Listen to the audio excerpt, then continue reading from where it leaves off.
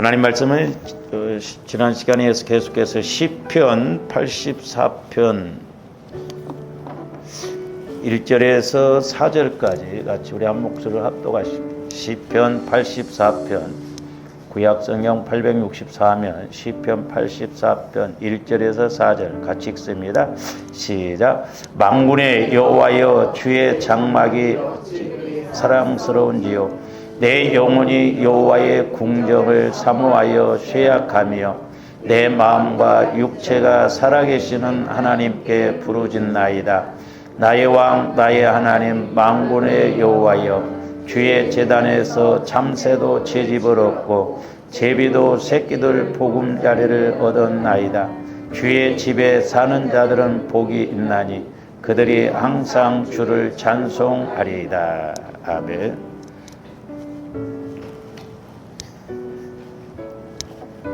오늘 이제 말씀 잘 하시는 말씀입니다만은 이 84편은 바로 주의 궁전 성전을 이렇게 사랑하며 사모하는 마음을 가지고 지은 시입니다. 물론 이제 구약성경 하박국서 2장 20절에 보면 여호와는 성전에 계시며 그러면서 온 땅은 그 앞에 잠잠할지어다 그랬어요. 그러니까 구약시대 때는 하나님이 이렇게 성전에 계시는 것을 확실하게 믿었고 그래서 이 시편 기자도 성전을 너무너무 이렇게 사모하고 사랑하는 것을 볼 수가 있습니다. 그러나 이제 신약시대에 와서는 이 예배당이 성전이 아니라 예수 그리스도가 성전이고 또한 저와 여러분들이 성전이라고 그랬습니다. 그래서 성전이 성전 되려면 즉 저와 여러분들의 성전이 예수님의 성전 안으로 들어가야 우리들도 이렇게 예수님을 사랑하고 사모할 줄로 믿습니다. 근데 이제 특별히 조함대 84편 1절에서 오늘 4절까지에서 이제 좀 우리가 핵심적으로 좀 알아야 할 건 뭐냐면 내 영혼이 그랬어요. 내 영혼이. 그러니까 저와 여러분들이 영혼에 초점을 맞춰야 돼. 영혼에. 내 마음 갖고 신앙생활하면 안 됩니다. 내 마음 갖고 신앙생활하면 나름대로 믿어요. 그러나 영혼은 하나님의 형상이고 또한 예수님도 하나님의 형상이기 때문에 영혼은 살려고 몸부림치거든요. 그래서 조함대 먼저 영혼이 잘 되어져서 내 마음도 육신도 이렇게 영혼이 끌고 다녀야 영혼이 사랑하는 만큼 사모하는 만큼 내 마음도 내 육체도 예수님을 사랑하고 하나님을 사랑하게 되거든요. 그러니까 영혼이 이렇게 강하지 못하면 언제나 내 마음 갖고 신앙생활하고 내 마음이 약함이 문제, 아니 내 영혼이 약함이 문제거든요. 그래서 조합원들이 철저하게 내 마음과 내 육체를 십자가에 못 박고 이제 영혼의 힘을 통해서 신앙생활해야 될 줄로 믿습니다. 제가 이제 얼마 전에도 이제 그런 기도를 했었거든요. 이제 오늘 아침에도 좀 그런 기도를 했습니다만, 성령 하나님, 왜 우리가 이렇게 예수를 수십 년을 믿어도 변화가 안 됩니까? 좀 가르쳐 주세요. 특별하게 가르쳐 주세요. 그랬더니 내가 안 가르쳐 줬냐? 구원의 세 과정보다 더 중요한 게 어디가 있냐? 구원의 세 과정을 여러분들이 잘 상고를 하시면서 이렇게 깨달으시기를 바랍니다. 제가 가끔 좀 실망이 될 때가 있어요. 제가 때로는 시리즈로 이렇게 막 계속 똑같은 이야기를 반복해서 하는데 본인들이 못 깨달았는지 그걸 뭐 적용을 안 했는데 전혀 딴소리를 하고 있고 그러면 이거 좀 도대체 뭔가 하는 생각이 들 때가 있고 그래서 제가 오늘 아침에도 이제 그런 게 들까 하나님 말씀을 이렇게 이제 우리가 사도행전 2장 막 초대교회 때 그 놀라운 역사가 있는데 왜 오늘날 우리에게는 왜 이런 현상이 없습니까? 좀 우리에게도 이런 은혜가 있게 해주세요. 그랬을 때 이제 우리가 지난 시간에 이제 이사야서 53장을 통해서 상고를 했습니다만은 그러니까 오늘 시편 84편에서는 여호와를 그렇게 성전을 그렇게 사랑하고 사모한다고 그랬는데 얼마나 사랑했으면 자기가 쇠약할 정도로 사모하다가 보니까 지칠 정도로 쇠약할 정도로 이렇게 사모했다고 그랬는데, 근데 이사야서 53장에서는 전혀 또 반대로 이야기하는 걸 볼 수 있는데, 우리가 이사야서 53장을 한번 다시 가서 봅니다. 우리가 지난번에 이제 그 53장 2절에서 3절까지를 좀 이렇게 상고를 했습니다마는, 3절에 보면 그는 멸시를 받아 사람들에게 버림받았으며 간고를 많이 겪었으며 질고를 아는 자라. 마치 사람들이 그에게서 얼굴을 가리는 것 같이 멸시를 당하였고 우리도 그를 귀히 여기지 아니하였도다 그랬는데, 오늘날 그러면 이제 제가 네 가지를 말씀을 드렸어요. 신학적인 측면에서 보면은, 그러면 오늘날 주원도 이런 현상이 안 일어나는가? 자, 이사야서 53장에서 보면 이제 우리 예수님을 대해서 말씀하는데 세 가지를 말씀해요. 하나는 우리 예수님이 멸시를 받았다.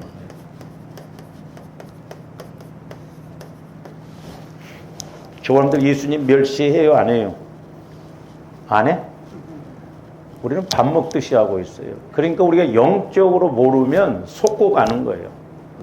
무시하는 것도 멸시하는 것이죠. 그 다음에 또 하나는 뭐냐면 버림을 받았다 그랬어요. 우리 예수님이 버림을 받았다.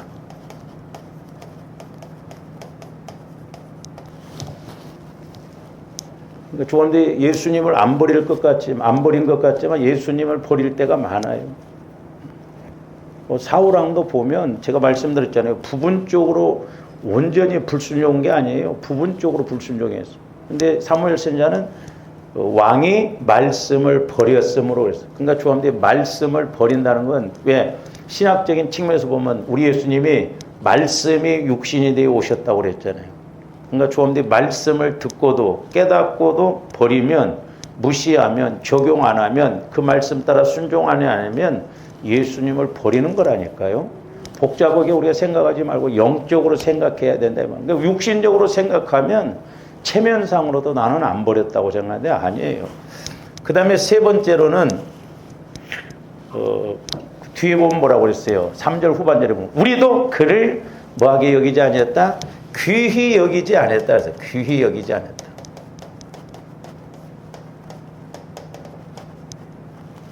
우리 찬송가 있잖아요. 주 예수보다도 귀한 것은 없네. 그래서 예수님과의 관계는 가장 급하고 중요한 거예요.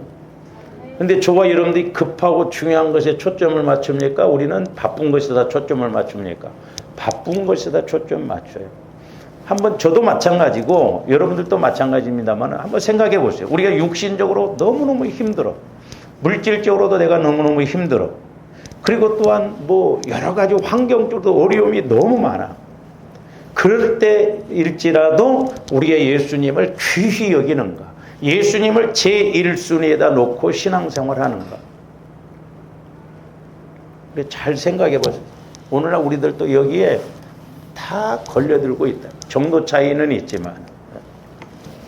그래서 이제 저와 여러분들이 말씀을 읽을 때는 또 설교를 들을 때는 두 가지 측면에서 좀 우리가 잘 아셔야 돼요. 하나는 적용적인 측면에서 우리가 말씀을 잘 깨달아야 될 줄로 믿습니다. 적용적인 측면.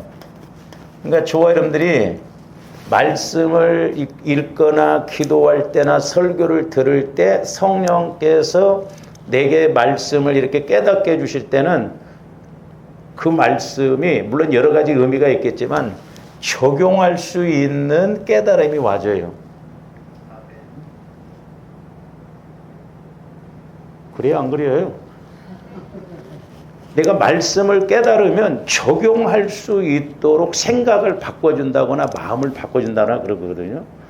근데 죄송해요 이런 표현, 이놈의 마음은 백날이 아니라 천날 만날 말씀 들어도요 적용이 안 돼요. 적용을 시키지 않습니다.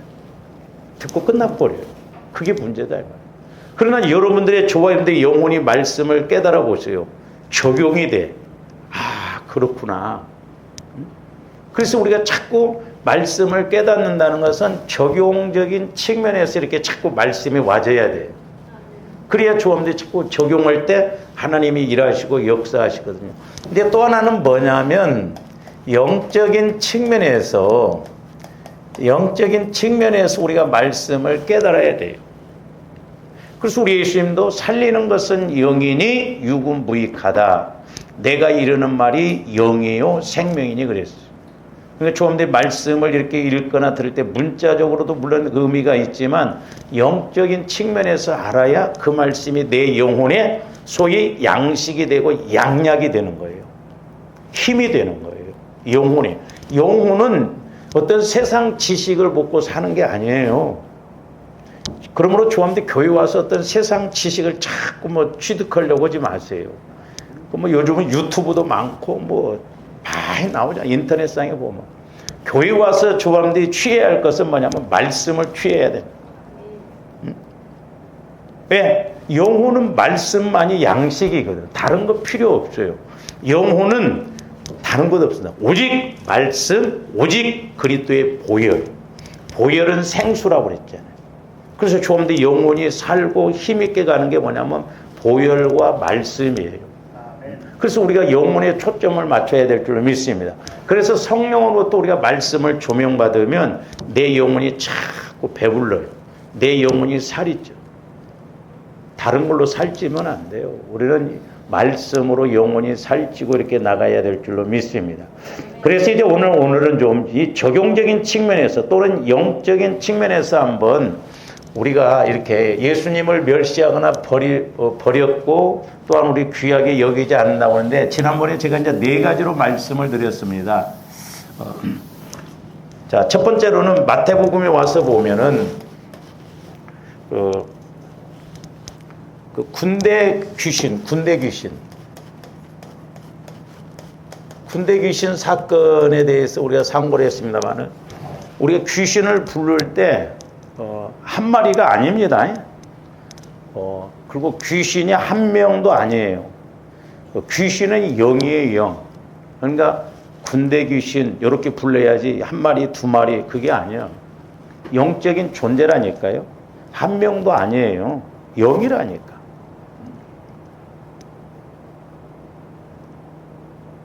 아, 군대 귀신 3마리가 들어왔네. 3마리가 들어오면 뭐 얼마.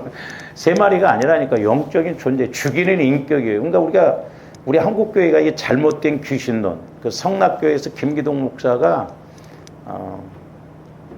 이 귀신을 자꾸 본인이 체험한 걸 말씀에 근거해서 해석을 잘했어야 되는데 뭐 이렇게 사람이 살만큼 못 살다가 죽으면 귀신이 돼서 온다. 저는 그때 그런 소리를 들었을 때 그러면 하나님의 말씀과 영적인 마귀와 하나님의 역사는 대칭적이거든요.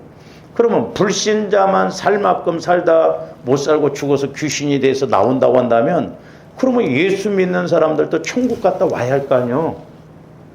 살만큼 살다가 못 살고 죽으면 예를 들어서 뭐 30살에 죽었으면 천국 갔다가 야 천국 갔다 와보니까 너무너무 좋더라. 그래야 할 거 아니에요.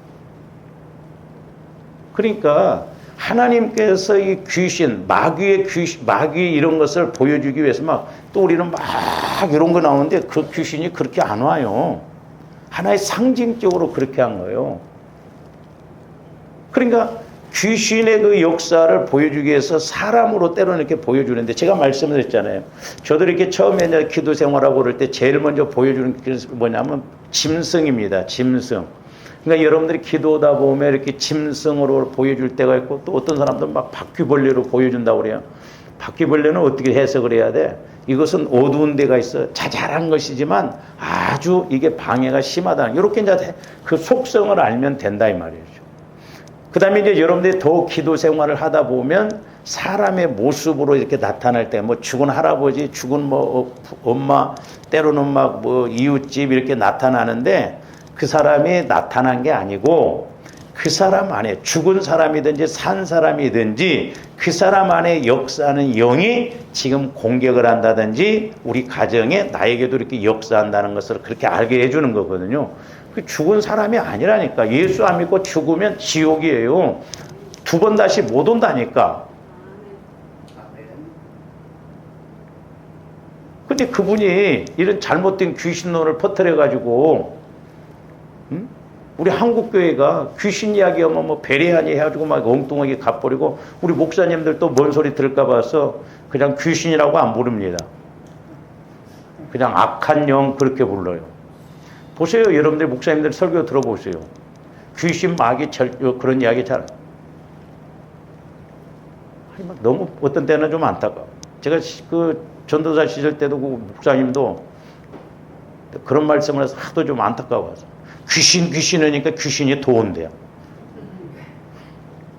그러면 귀신 이야기 안 하면 전혀 안 오는 거예요? 영적 세계를 모르고 귀신 이야기 안 해도 판치고 있다니까요.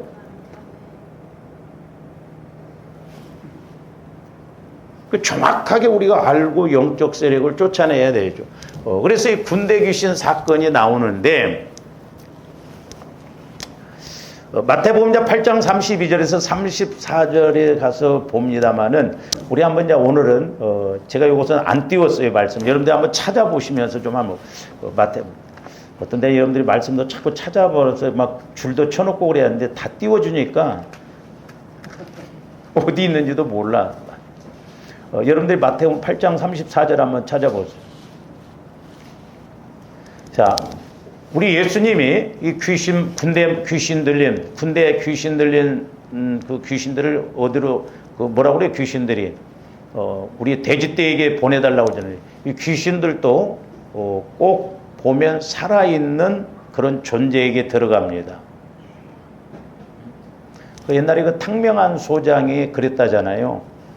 전라남도 어디 가서 그 섬에 들어갔는데 귀신 들린 사람이 있는데 귀신을 쫓아냈는데 그 귀신이 내가 나가면서 니네 집에 있는 닭 싹 죽일 거야 그랬어. 그러니까 이 탕명한 소장이 그때는 경험이 없어갖고 자기가 거기서 실수를 했대. 그래 닭을 잡아가든 죽이든 어쩌든 사람에게서만 나가라고 그랬대. 그랬더니 나중에 그 이튿날 보니까 진짜 닭장에 닭이 다 죽었더래요. 실제라니까. 우리가 이런 현장을 봐야 된다 이 말이죠. 미국에 갔어도 이렇게 집회를 하려고 비행기에서 딱 내렸는데 어떤 목사님이 오셔서 마중을 딱 나오는데 탕명한 소장이 이렇게 딱 앞에 탔대요 운전석에.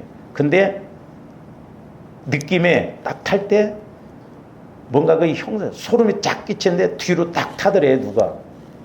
그래서 뒤를 돌아다봤더니 그 아내가 정신적으로 귀신 들려가지고 이상한 게 앉아있더래. 가지고 막 돌아서게 봤더니 눈이 마주쳤는데 얼마나 소름이 끼치는지. 응? 저도 옛날에 이제 우리 시골 마을 그 이야기 했잖아요. 그 딸내미가 그 우리 선배 딸이 귀신 들려가지고 귀신이 아니라 중학교 2학년까지 다니다가 갑자기 말을 못 해버렸어요. 그러니까 그 둘째 언니하고 막내 그 딸하고 딸이 4명이 있었는데 오살리 가서 기도원에 가서 기도하다가 그 넷째 딸이 악령을 받아버렸어요. 막 신문에도 났어요. 악령을 받아가지고 집에 와갖고 그 둘째 언니 아들이 하나 있는데 피가름을 해야 한다고 십자가이거든. 근데 그 언니가 그 속았던 것 같대. 그러니까 큰언니도 아니 동생이 그러면 너 뭐냐 이게 칼로 조카를 배를 누워놓고 피가름을 해야 된다 하면서 칼로 십자가를 이렇게 그어서 배를 째버렸어요. 그리고 그 조카가 그 자리에서 죽어버렸어요. 그러니까 얘가 충격을 받아가지고 한강에 가서 자살해 죽어버렸어. 그 1년, 둘째 언니가 1년 제 후배입니다. 그래서 제가 그 가서 예배도 드려주고 그런 이야기, 절대 자살해 죽지 말라. 영적인 자녀를 많이 앞으로 그렇게 키워라. 제가 위로를 해주고 그렇게 했는데 결국에는 시골 내려가서 또 농약 먹고 죽어버려요. 한 번에 집이 3명이 죽어버렸어요. 3명. 네? 가지고 제가 그 시골집에 가서도 예배를 드렸는데 그 집은 이제 예수를 믿기 전에도 싸웠다 하면 칼부림이 나고 그랬어요.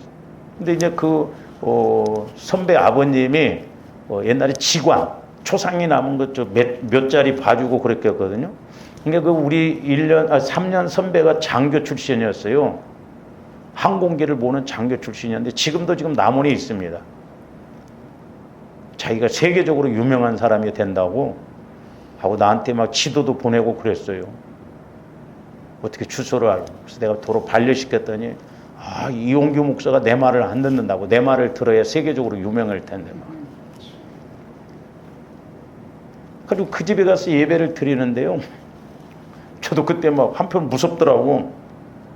이렇게 이제 방하고 마루에서 예배를 드리는데 그 둘째 며느리가 예배를 갑자기 들어다가 그 자기 이제 손 위에 그 동서에게 막 언니 막 저기서 시아주버니 같은 사람이 자기를 오라온다고 막 예배 드리다가 없어. 내가 어디가 있어요? 어디 저기 있대. 저기 내 눈에는 안 보여. 막 저기서 오라고? 마루에서 막 그런데 막 저기서 오라고 한다고. 나도 한편으로 막 무섭더라고. 귀신이 보여야 하는데 안 보이고 막. 예배 끝나고 기도를 해줘 봤더니 이 며느리가 구원의 확신이 없어. 그러니까 마귀가 만만하니까 그렇게 공격을 하는 거예요. 어쨌든 이제 그 귀신이 돼지떼에게로 들어갑니다. 그래서 여러분들 뱀도 보면요, 뱀은 막 사탄의 상징이잖아요. 뱀들은 절대 죽은 것 안 먹습니다. 신기해. 이것들도 살아있는 것만 먹어요. 살아있는 거. 그리고 이렇게 제가 이제 어렸을 때도 꼴배로 이렇게 가면 개구리 한 마리가 저기 있잖아요. 가만히 있으면 뱀도 가만히 있습니다. 근데 때로는 밭에 갔다가 오면 1시간 지났는데도 개구리가 안 움직이면 뱀도 안 움직이고 있어요. 와, 귀신도 그렇게 고누고 있다니까. 영적으로 마귀가 가만히 두지를 않아요. 어쨌든 이제 이렇게 군대 귀신에게 들어갔어요. 그러면서 그 마태복음 8장 34절, 33절, 34절 보세요. 치던 자들이 달아나 시내에 들어가 이 모든 일과 귀신 들린 자의 일을 고하니 온 시내가, 그러니까 온 시내가, 이 말은 모든 사람들이 예수를 만나려고 나가서 보고 그랬어요. 예수를 만나려고 했어요. 왜 만나려고? 예수 믿으려고? 여기서는 그렇게 말하지 않아요. 한번 보세요.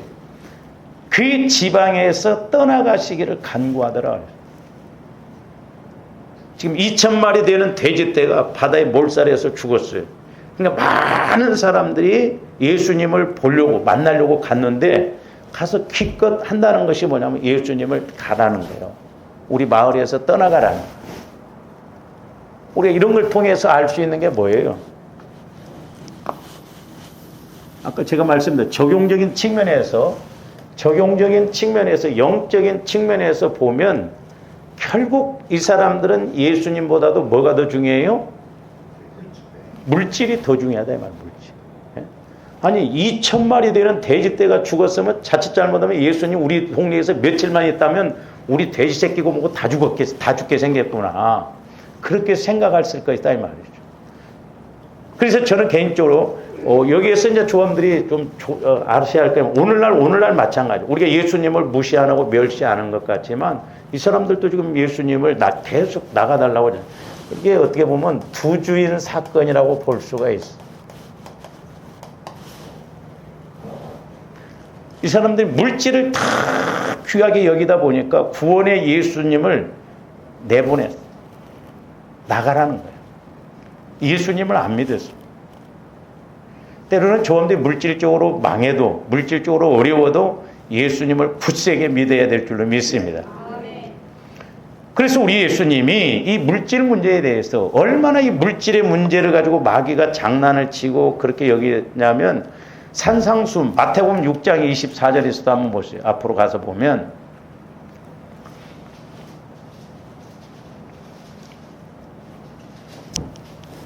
자, 22절부터 보세요. 저거인데 눈은 몸의 등불이니 그러므로 네 눈이 성하면 온몸이 밝을 것이고 그렇죠? 육신의 눈도 성해야 제대로 볼 줄 아는데 조금더 영적인 눈으로 밝히는 걸 봐야 됩니다. 그래서 눈이 나쁘면 온몸이 어두워질 것이요 그러므로 내게 있는 빛이 어두우면 그 어두움이 얼마나 더하겠느냐. 그 어두움이 얼마나 더하겠느냐 이 말은 재물의 눈이 어두워서 인색하고 이기적인 마음을 가진다면 결국 너희들 재물 때문에 멸망받는다 그 말이에요. 조합들 물질 따라가면 안 됩니다. 물질 따라가면 다 부자 되려다 망해서 왔지 부자 된 사람 없어요. 우리는 오직 말씀 따라가야 될 줄로 믿습니다. 그래서 말씀을 받고 말씀을 깨닫고 말씀을 믿어서 그 말씀으로 물질을 관리해야 돼요. 그러면서 우리 예수님이 24절 말씀이 중요해요. 한 사람이 두 주인을 섬기지 못할 것이니 혹 이를 미워하고 저를 사랑하거나 혹 이를 중히 여기고 저를 경히 여김이라 너희가 하나님과 재물을 겸하여 섬기지 못하는. 그래서 여러분들이 마태복음 6장 19절부터 34절까지 보면 길게 설명했어요. 물질 문제를 가지고. 그러니까 오죽하셨으면 이 물질은 인격이 없어요. 생명이 없습니다. 근데 우리 예수님의 말씀은 주인이라는 거예요. 물질이 안 그럴 것 같죠. 근데 우리가 육신적으로 신앙생활하면요, 물질이 주인입니다. 얼마나 물질을 귀하게 여겨요. 네? 막 물질 따라가려고 하고. 조금도 오해하면 안 돼요. 나는 하나님도 잘 믿고 또한 물질도 이렇게 복을 받았다. 그 두 주인을 못 섬겨요. 제 말이 아니라 자 보세요. 자, 예수님과 물질이 있어요. 예수님도 주인이에요. 우리 예수님도 여기서 물질을 주인이라고 그랬어요. 근데 보세요. 자, 예수님을 사랑하게 되면 물질을 사랑 안 해요. 예수님을 중히 여기면 물질을 중하게 여기지 않습니다. 근데 물질을 사랑하면 당연히 예수님을 사랑 안 해. 오해하면 안 돼. 좋은데 물질 따라가면서 나는 예수님도 사랑한대요. 천만의 말씀이요. 흔히 남자들은 멀티가 안 된다고 그러잖아요. 저도 뭔 생각하면 다른 생각을 못해요. 영적인 것도 마찬가지예요. 조범들이 물질과 하나님을 겸하여서 같이 잘 섬긴다. 천만에 안 돼요. 예수님을 사랑하면 물질을 사랑 안 하게 되고 물질을 사랑하게 되면 예수님을 사랑 안 하고 물질을 중하게 여기면 예수님을 중하게 안 여겨요. 그러니까 조범들이 육신적으로 신앙생활하면 아까 말씀드린 물질적으로 어려우면 예수님 귀하게 안 여긴다니까요. 오해하면 안 돼. 그러니까 조합들이 영혼에 초점을 맞춰서 그래서 영혼에 초점을 맞춰서 신앙생활을 해야 되는데 내 영혼이 잘 되려면 내 마음이 자꾸 주님 마음 안에서 영혼이 함께 가야 될 줄로 믿습니다. 두 주인을 섬길 수가 없어요. 그러니까 지금 이 군대 귀신 들린 사건 이걸 통해서 돼지떼가 2,000마리나 죽으니까 동네 사람들이 모든 사람들이 예수님이 우리 마을에서 계셨다가는 돼지고 뭐고 다 싸그리 없어지던 게 개발 나가라고 했죠. 그래서 저와 여러분들이 분명히 예수 믿어서 물질의 복도 받고 쓰임받아야 될 줄로 믿습니다. 그러나 우리가 어설프게 믿으면 안 돼요. 어떤 사람들이 뭐 나도 믿어봤는데 소용도 없더라. 너처럼 믿으면 소용없지. 예수를 제대로 믿어야 된다 이 말. 그래서 처음에 예수님을 만나고 믿으라 이 말이에요. 예수님을 만나야 돼. 그러니까 물질 문제가 있든 건강의 문제가 있든 뭔 문제가 있든 간에 그 문제를 놓고 그 문제를 통해서 예수님을 만나시기를 바랍니다. 그래야 해답이 있고 길이 있고 해결책이 있는 거예요. 예수님을 못 만나면 나름대로 믿으면 안 된다. 그래서 저는 이게 두 주인으로 봐요. 적용적인 측면에서 영적인 측면에서 보면. 그 다음에 이제 두 번째로는 우리 예수님이 목수 출신이고 고향 사람들에게 배책을 당합니다. 그리고 고향 사람들이 봤을 때 뭐 예수님 형제들도 다 있고 부모도 계시고 또 목수 출신이고, 그런데 메시아다? 안 믿는 거예요. 그래서 고향 사람들이 예수님이 목수 출신인 것을 문제 삼아서 배척을 하는데, 이 말씀도 한번 우리가 봅니다. 마태복음 13장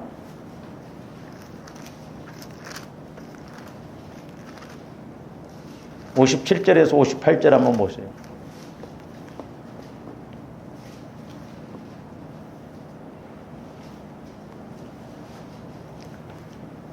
55절부터 한번 보세요. 이는 그 목수의 아들이 아니냐? 그 어머니는 마리아, 그 형제들은 야고보, 요셉, 시몬, 유다. 지금 예수님의 육신의 형제들을 말하는 거죠. 그 누이들은 다 우리와 함께 있지 아니하냐? 그런즉 이 사람의 이 모든 것이 어디서 났느냐 하고 예수를 뭐한지라? 배척을 해요. 예수님을 배척을 합니다. 무시를 해요. 우리 고향 사람이야. 목수 출신 아들이야. 그 형제들도 있어. 그 누이들도 우리와 함께 있어. 근데 그 예수님이 저런 이적을 일으킨다고 메시아냐? 아니다는 거죠. 그러니까 우리 예수님께서 뭐라고 그래요? 예수께서 그들에게 말씀하시되 선지자가 자기 고향과 자기 집 외에서는 존경을 받지 않음이 없네. 또 이단들이 잘못하면서 인정을 또 못 받는다고 그렇게 또 이야기합니다. 말씀은 어때요? 그런데 58절 보세요. 그들이 믿지 않음으로 말미암아 그랬어요. 그러니까 우리 예수님이 고향에서 이적을 행하셨는데 믿지를 안 해요. 왜? 그 형제들이 뭐 우리와 함께 있는데. 안다 이거예요. 안다 이거예요. 응? 그러니까 우리 예수님도 뭐라고 58절 후반절에 거기서 많은 능력을 행하지 아니하시니라. 믿지 아니함으로. 오늘날도 조금도 지식적으로만 믿으면 안 돼요. 우리가 성령 하나님을 통해서 그리스도의 마음 안에서 내 영혼이 말씀을 깨닫고 받음으로 믿어야 될 줄로 믿습니다. 그래야 능력이 나타난단 말이죠. 그런데 우리가 육신적으로는 신앙생활을 오래 하다 보면 조금도 들은 것이 하도 많죠. 신앙생활 수십 년 하면요 들은 것이 많아가지고 벌써 설교 제목만 봐도 딱 벌써 레파토리를 압니다. 근데 우리는 영적으로 알아. 그러니까 한 교회에서 오래 목회를 한 3, 40년 하면 뭐 힘들어요. 왜? 하도 들으니까 벌써 귀로는 뭐 빠삭해. 근데 영적으로는 모르면 안 돼. 저와 여러분들은 여기 가슴, 마음에서 영적으로 우리가 알아야 될 줄로 믿습니다. 그러니까 지금 이 고향 사람들은 뭐예요? 소위 예수님을 안다 이거야. 안다. 안다 이 말이야. 안다. 우리가 그 사람 잘 아는데 그런 식이에요. 그러니까 안 믿습니다. 뿐만 아니라 배척을 해요. 그래서 오늘날도 보면 제가 목회하면서 이제 느끼는 것도 뭐냐면 저도 이제 제일 좀 중요하게 여긴 게 뭐냐면 예를 들어서 제가 여러분들에게 어떤 이야기를 하고 또 여러분들이 저에게 어떤 이야기를 할 때 대화가 이렇게 될 때 서로 자꾸 주거니 받거니 이렇게 깨달아지고 같이 영적으로 통해야 될 줄로 믿습니다. 근데 통하지 않을 때가 있어요. 또 신기해요. 배지장 한 장 차이 같지는 않는데 이게 안 돼. 그래서 보면 안다 이거야. 보면 안다. 이게 무섭습니다. 그러니까 물론 좋은데 영적으로 알아야 되지만 보세요. 우리 예수님도 옥토밭도 보면 말씀의 씨앗이 어떤 것은 30배, 어떤 것은 60배, 어떤 건 100배 그랬어요. 아니 30배의 열매만 맺는다고 하더라도 60배의 열매를 맺는 사람에 비해서는 30배가 적잖아. 응? 얼마나 손해야. 그러니까 조금더 어설프게 알면 안 돼요. 정확하게 알아야 될 줄로 믿습니다. 온전하게 우리가 알아야 돼요. 그래서 저는 이제 이게 안다. 고향 사람들이 이제 안다라고 하는 것인데 우리 예수님이 요한복음에서도 보면 이런 비슷한 내용이 나오는데 요한복음 9장으로 가서 한번 보세요. 요한복음 9장.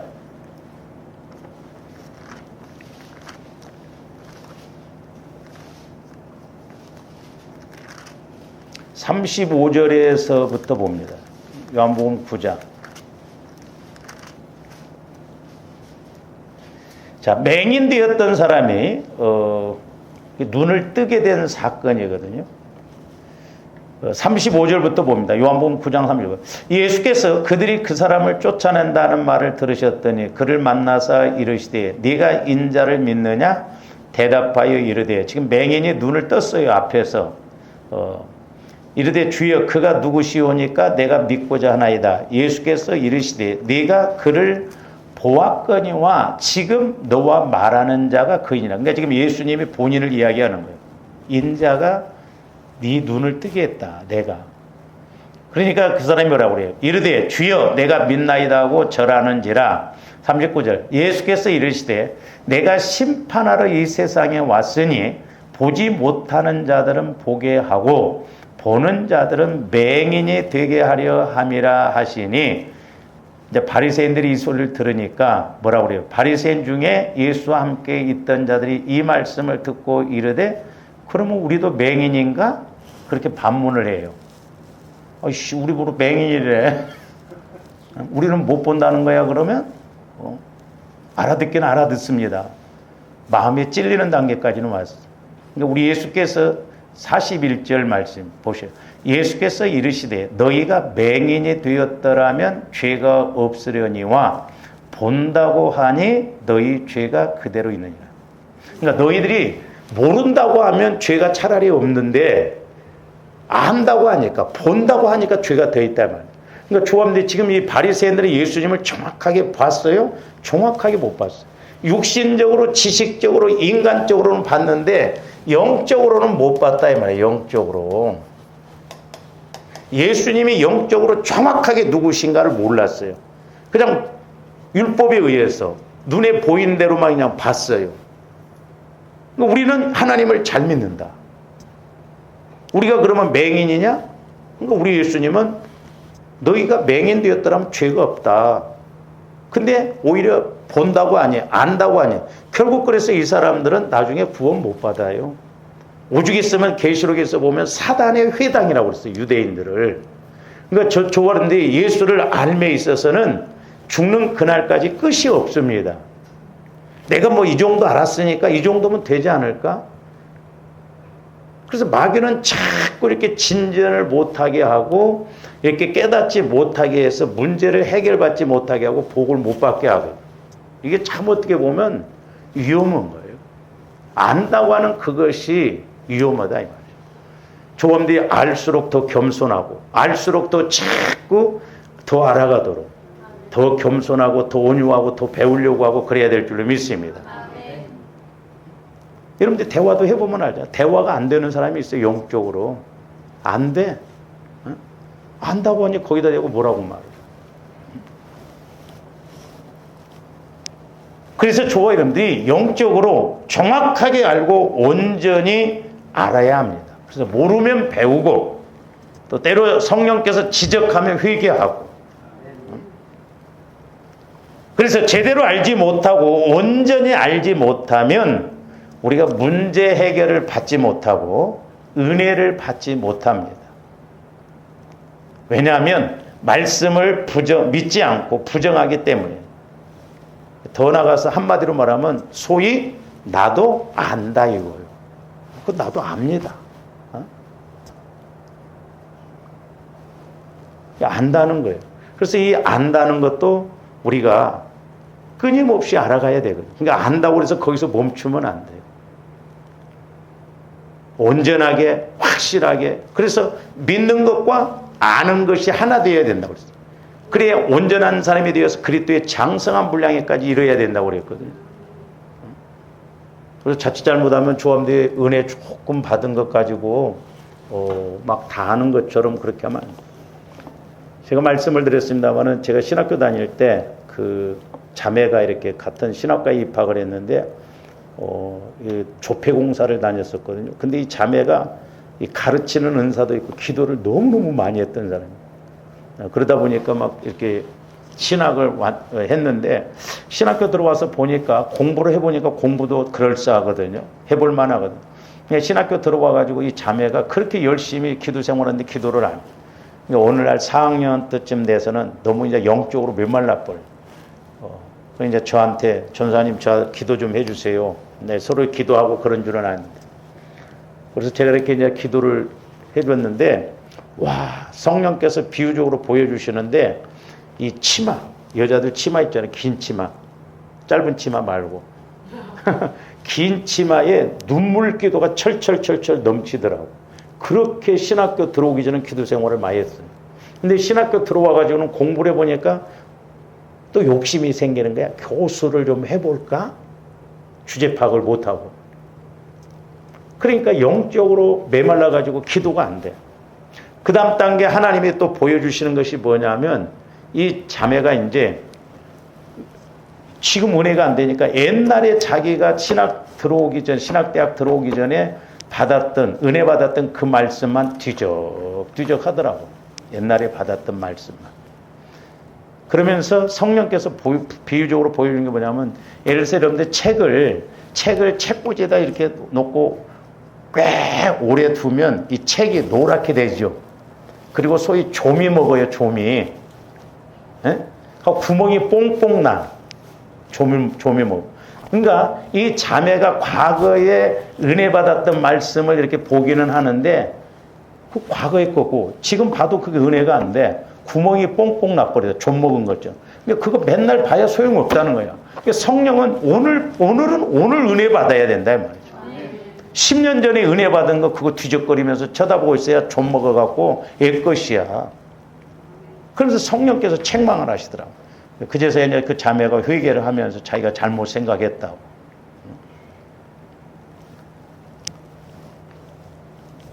그러니까 온전히, 오늘은 오늘 온전히 알아야 돼. 내일 문제는 내일 가서 온전히 알고. 과거에 좀 알았다고 그게 아는 게 아니에요. 신앙생활은 그래서 끝까지 잘 가야 될 줄로 믿습니다. 한때 잘 믿는 건 의미 없어요. 조함들이 죽는 그날까지 변함없이 잘 가야 될 줄로 믿습니다. 한때 막 잘 믿고 하늘 쑤시듯이 막 그렇게 믿었는데 오늘날 보니까 완전히 딴 사람 돼버리면 그게 의미가 없어요. 그게 마귀의 수법이에요. 그죠? 좀 적더라도 그죠? 비가 오나 눈이 오나 변치 않고, 오 그대여 변치 마오. 변치 않고 신앙생활 해야 돼요. 5, 6월 보리단술 변해야 되면 희뜩버뜩 변하고 그러면 안 돼. 좀 진득하게 믿고 가야 돼.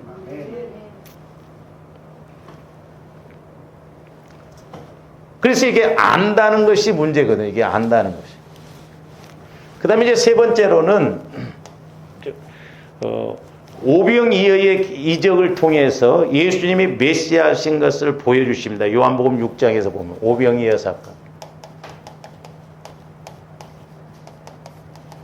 그러니까 조아름들이 자꾸 어떤 우리가 환경적으로, 육신적으로, 물질적으로 이렇게 현상적으로 체험해서 그것만 바라보면 안 돼요.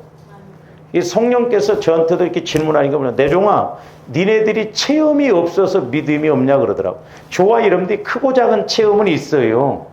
근데 체험만 하면 믿음 없습니다. 안 그럴 것 같죠, 여러분들? 여러분들이 예를 들어서 내가 죽었어. 근데 하나님이 살려냈어. 그러면 여러분들이 예수 잘 믿을 것 같죠? 천만의 말씀. 믿음, 말씀이 없으면요, 도로 마찬가지예요. 그 희한합니다. 여러분들이 막 어떤 문제가 있어. 딱 살려내놓으면 잘 믿을 것 같죠? 말씀이 없으면 안 돼요. 그래서 우리는 믿음이라고 하는 것은 말씀 플러스 꼭 체험이 와야 돼. 그러니까 체험이라고 하는 것은 말씀과 함께 와야 돼. 그러니까 조언들이 어떤 응답을 받을 때도 뭐가 따라와야 돼요? 말씀을 받아야 돼. 그게 핵심이요. 병 고치는 것이 핵심이 아니고, 문제 해결 받는 게 핵심이 아니고, 그 해결해 주시고 병 고침을 받고 또한 어떤 은혜를 받을 때 거기에 성령께서 뭐라고 말씀하시는가, 이 말씀을 붙잡아야 돼요. 고난이 와도 마찬가지예요. 고난이 오더라도 그 고난만 붙잡지 말고, 고난만 해결해 달라고 하지 말고, 우리 하나님은 요술램프가 아니에요. 이렇게 신앙생활하는 사람들이 의외로 많아요. 그냥 무대포로 그냥 하나님 앞에 뭐 기도만 하면 뚝딱 알아서 아니라니까요. 하나님처럼 정확하신 하나님이 얼마나 정확하신가. 그러니까 고난이 와도 왜 그 고난이 왔는가 이유를 알면 되거든요. 원인을 알면 되거든요. 그래서 우리 예수님이 이 오병이어의 사건을 통해서 결국 나중에 뭘 가르쳐 주시냐면 영적인 말씀을 가르쳐 주세요. 우리 예수님이 메시아라는 것을. 자, 요한복음 6장으로 한번 가서 봅니다. 6장. 오병이어의 이적을 일으킬 때는 수많은 사람들이 남녀 어린아이 포함하면 2만 명이라고 그러잖아요. 그러니까 육신의 떡을 줄 때는 막 그럴싸했는데 53절부터 쭉 여러분들 보시면 이게 믿어지냐. 내가 진실로 너희에게 이르노니 인자의 살을 먹지 아니하고 인자의 피를 마시지 않으면 너희 뭔 말이에요 이게 도대체. 이해가 안 되는 거고. 내 살을 먹고 내 피를 그러니까 무슨 인육을 먹으라는 거야.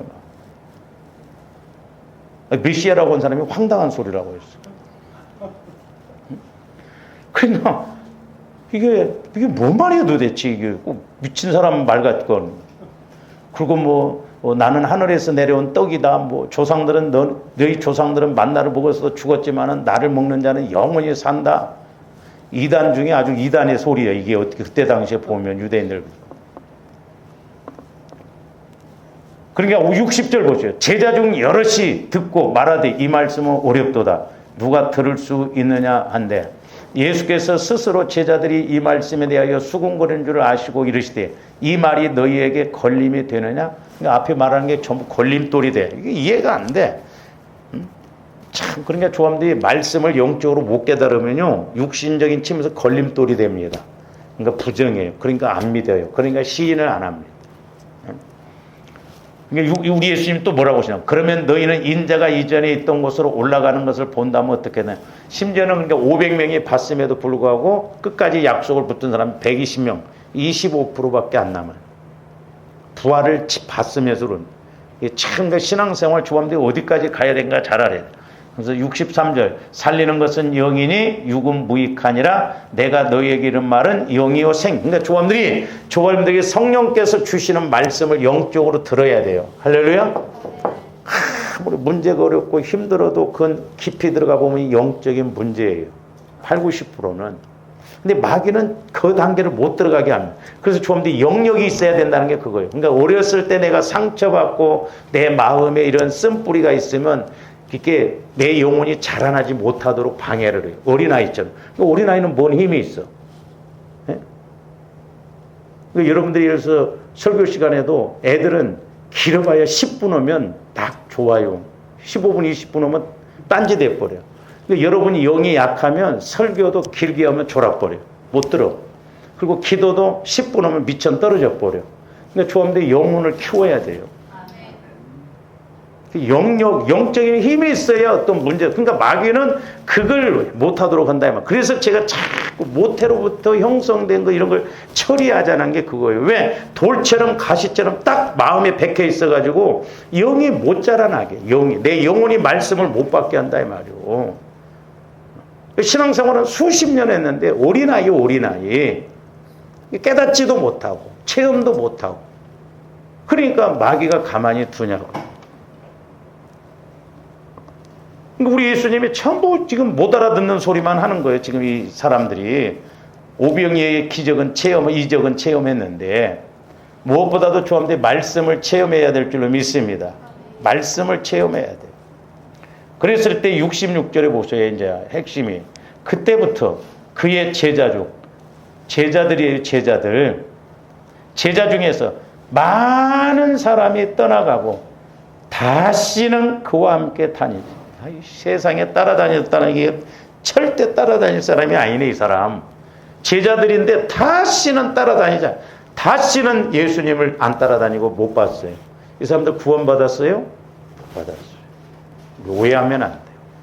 조원대 교회만 다니면 안 돼요. 예수님을 만나야 될 줄로 믿습니다. 할렐루야. 어떤 체험에다만 자꾸 환경적인 문제다만 초점을 맞추면 안 돼요. 그러니까 여기 세 번째에서는 여기는 뭐예요? 그러니까 오병이의 사건에서 영적인 무지예요. 영적인 무지. 그리고 영적인 부정.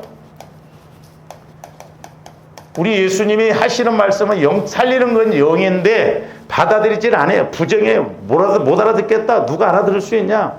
따라다니면 뭐 아무 이득도 없겠다. 그래서 그냥 떠나버린다 이 말이에요. 다시는 안 따라요. 그래서 잠언서에도 보면 저는 그 영적인 저주 네 가지를 그때 우리가 새벽 예배 때 옛날에 잠언서를 뚝 상고를 했었는데 거기 보면 무지가 나와요. 무지하지 말라고 그래요. 두 번째는 어리석지 말라고 그랬어요. 그 다음에 세 번째로는 미련하지 말라고 그랬어요. 네 번째는 교만하지 말라고. 잠언서에 보면 이 네 단어가 많이 나옵니다. 어리석고 미련하고 무지하고 교만한 거. 그건 영적인 저주예요. 좀 무지해서는 안 돼요. 어리석어도 안 돼요. 미련해서도 안 됩니다. 이 미련한 곰탱이 같은 놈 한 번만 그러잖아. 여러분들 혹시 기도하다 곰이 보이면 내가 미련하구나 그렇게 생각하죠. 우리는 말씀에 대해서 성령 하나님을 통해서 내 영혼이 자꾸 깨달아야 될 줄로 믿습니다. 그러니까 이 사람들이 그렇게 오병이어의 이적을 체험하고 먹었으면서도 불구하고 나중에 말씀을 영적으로 주니까 다 떨어져 나가버려.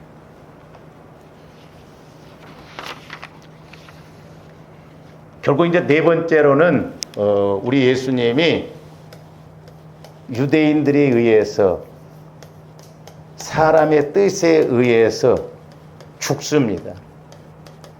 저와 여러분들이 예수님을 죽이는 단계까지 가면 안 돼. 이것도 물어보면 집사님 예수님 죽이지 마 그러면 야? 이럴 거예요. 내가 언제 예수님 죽였냐고. 많이 죽이고 있어요. 그래서 우리 영적으로 알아야 돼요. 할렐루야. 지식적으로는 뭐 이게 우리 영혼을 키울 수가 없어요. 우리는 그러니까 지식도 성령을 통해서 지식의 말씀, 지혜의 말씀, 분별의 말씀을 받아야 될 줄 믿습니다. 이 부분에 대해서 이 네 번째로는 다음 시간에 좀 이렇게 하도록 기도하죠. 사랑의 주님 감사를 드립니다.